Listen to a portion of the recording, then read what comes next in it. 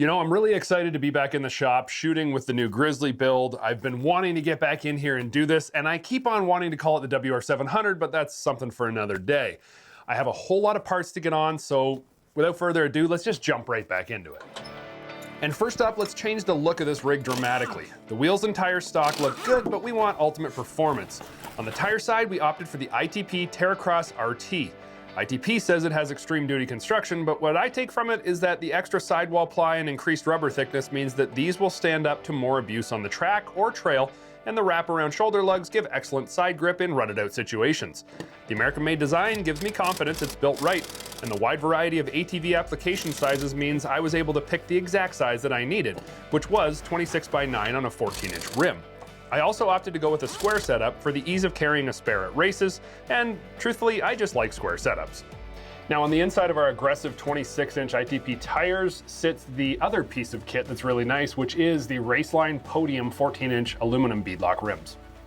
And they're not just great looking, they're built for abuse because this is a true beadlock, nothing fake here.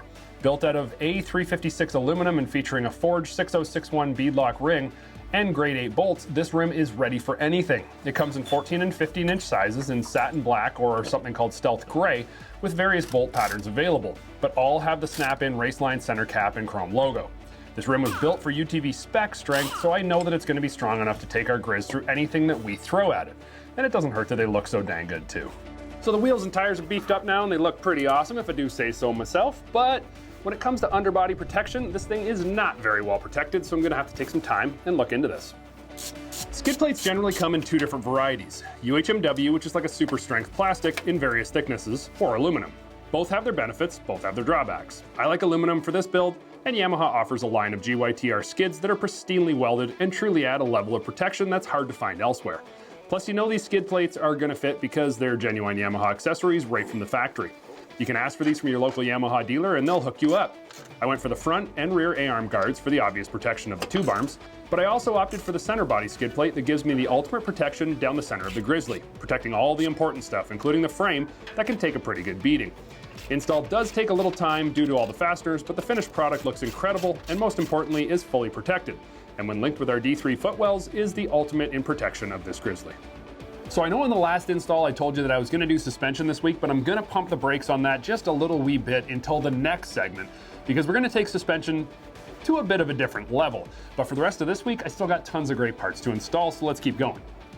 And out back, I've got a really important differential brace from HGT Machining. If you push these Grizzlies, there's a well-known issue with the rear differentials twisting out of the minimal differential mount holes.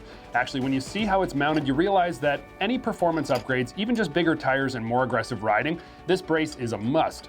It mounts to the differential with a significantly beefy aluminum L bracket, then features a frame cross brace stiffener that the diff brace also mounts to. Everything is 6061 aluminum and the hardware is grade 10.9, so you know that your diff isn't going anywhere. The brace was designed to allow for access for fluid changes, and it goes on really easily.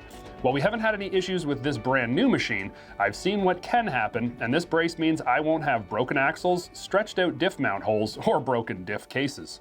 So we've covered off all the strength areas really well up to this point, but I want to make sure that we get the interactive stuff too, the controls, and Rock's Speed Effects has hooked us up real good.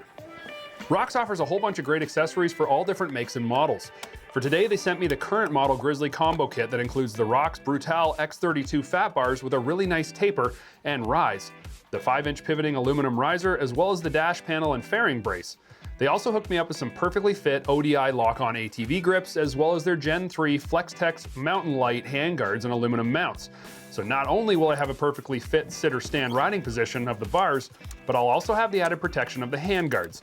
Add to this the relocated gauge that's now perfectly placed, and the driving experience is going to be next level. This is such a massive difference in how the ATV now feels. If you own a Grizzly or any other ATV, check out Rox's kits. They completely change the feel of your ride. Now to finish up, I've got a couple more items, but I'm not going to be installing all of them just yet. That kind of sounds confusing. You know what? Let me just show you what I mean. Rock sent me a few more parts. They're universal foot pegs, which are massive. I mean, these things are crazy big and really aggressive. However, our D3 footwells have built-in pegs, so I'm not going to install these just yet. If I do feel that I need more grip, I've got these and I can add them later. Secondly, Rock sent me their 2016 and up Grizzly seat cover, and this one is a nice cover. It's not hard to install either. The fabric used on the cover is far more durable than the factory seat stuff manufacturers use, and the stitching is reinforced everywhere, so no matter how hard I hang off the Grizz in a corner, it's not going to tear. The rubberized material that they use on the sides of the seats won't crack or fade either, which is nice, but extra benefit is it holds you on the seat in the off-camber situations, and that can be really beneficial. Final benefit, it looks way better than stock and adds another level of style that we all know is important as well.